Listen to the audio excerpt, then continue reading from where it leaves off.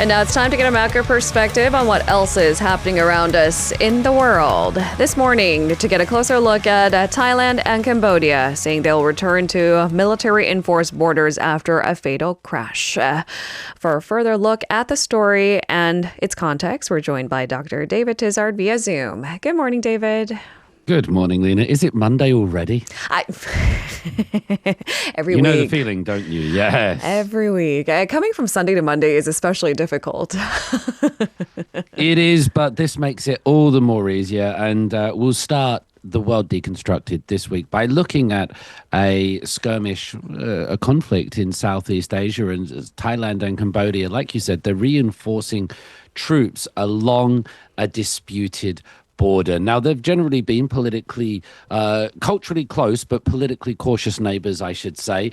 And their relationship swings between cooperation and then periodic flare-ups in history. There's nationalism, there's unresolved borders, and even claims over each other's territory. And while diplomacy has in recent years meant that many of us, we don't even think about disputes between Thailand and Cambodia. Right. We don't think about sort of territorial disputes like we do Dokdo between Japan and Korea and such forth. But yet these two nations, they're right next to each other and they share a big, long history and religion. And there are some fragile lines drawn by colonial cartographers.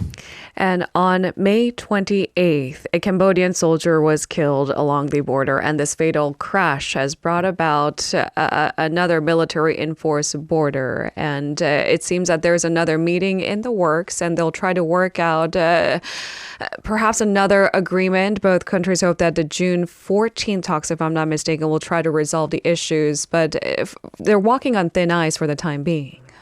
Yes, they are. So these tensions have been raised for the last couple of weeks when that Cambodian soldier, as you said, May 28th, sadly lost his life. It was a skirmish in an undemarcated border area, so there weren't really meant to be soldiers there. And since then, both sides have been reinforcing their military presence along the border. So Cambodia's put its troops there. Obviously, it needs to signal to its people that it's going to defend the honor of its soldier that died. And as it puts more troops on the border, then Thailand has to respond in kind. And so we see this buildup of armies on both sides. If you look at the two armies, Thailand has the far superior army to Cambodia.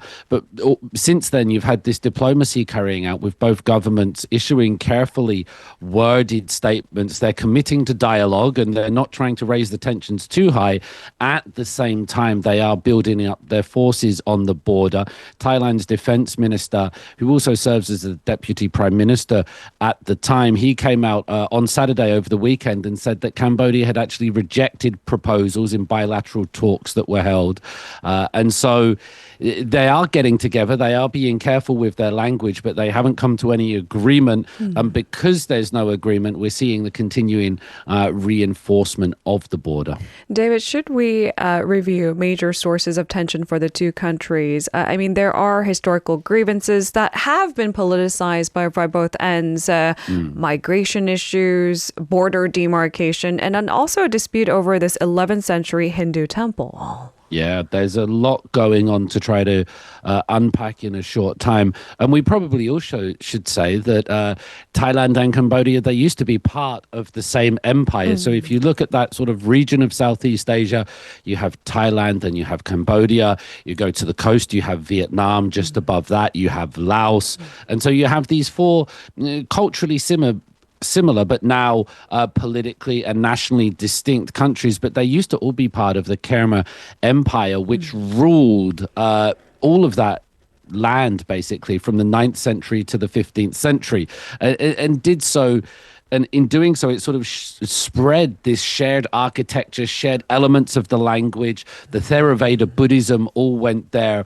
And so they used to be united under one big thing. And French colonial rule in that part of the world, they started drawing up these different maps. And so what we now know as Cambodia, as Thailand, Vietnam, and Laos, those are sort of artificial constructions in a post-colonial sense, although, of course, they're very much modern nations now. But just the same way that the Korean Peninsula had a line drawn across it by external powers. So that part of the world has been done like that. You were right to talk to a particular 11th century Hindu temple.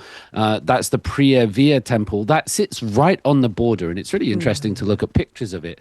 And in 1962, the International Court of Justice awarded this 11th century temple to Cambodia.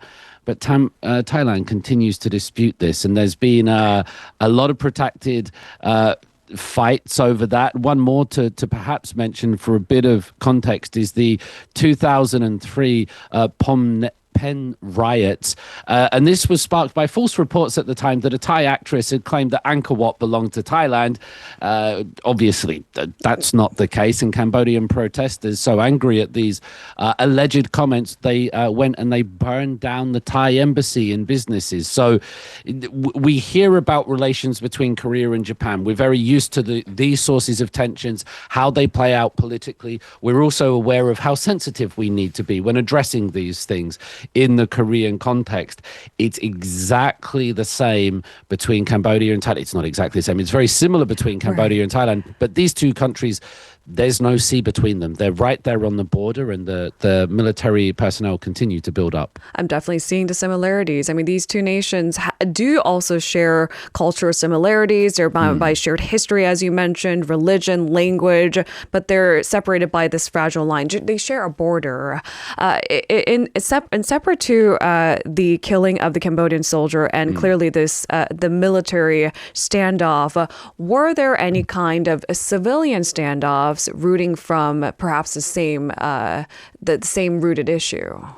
Yeah, absolutely. So when you think of, for example, the border between the two Koreas, it's one of the most militarized and defended and observed pieces of land in the world that, sort of birds or deer can't walk without being spotted and monitored. The Thai-Cambodia border is very long.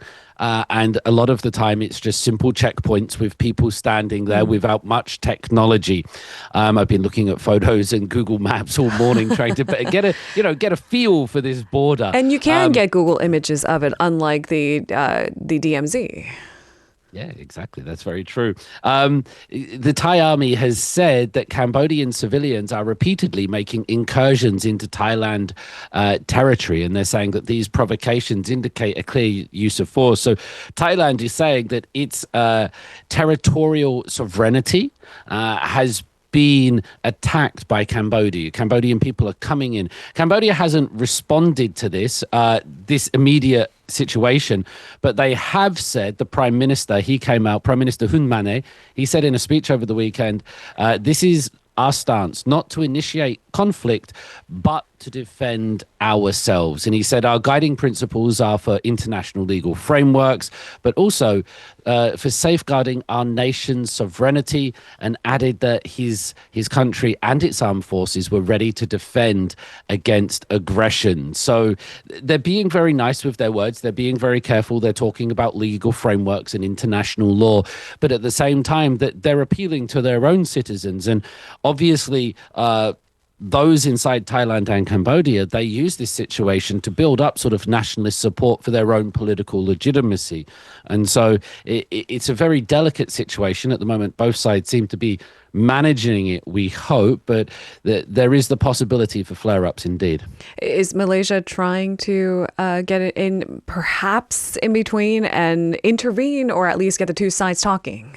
Yeah, that might be the way forward. So the Southeast Asian, the ASEAN bloc of nations that come together, the current chair of that is the Malaysian Prime Minister, Anwar Ibrahim. And him and China, they've come out and they're trying to reduce tensions between these two countries. They're trying to help them come together, try to have some bilateral talks. They're trying to mediate between them. And so while Thailand and Cambodia are, doing their best, there's other interested actors who want these tensions, I should say, to be reduced, because that doesn't help business, that doesn't help trade, and it doesn't help the ASEAN bloc with its search for continuity and cooperation. All right, we'll have to wait and see. Thailand and Cambodia hope that June 14 talks will resolve issues. We'll have to wait and see. David, thank you so much for today's talks. We'll speak to you again tomorrow. See you tomorrow. Thank you. If you're listening to our program using the podcast service, just a reminder that we do go live Monday through Friday, 7 a.m. Korea Standard Time. So tune in and help us make the show more informative by giving us your input. See you bright and early on Good Morning Seoul.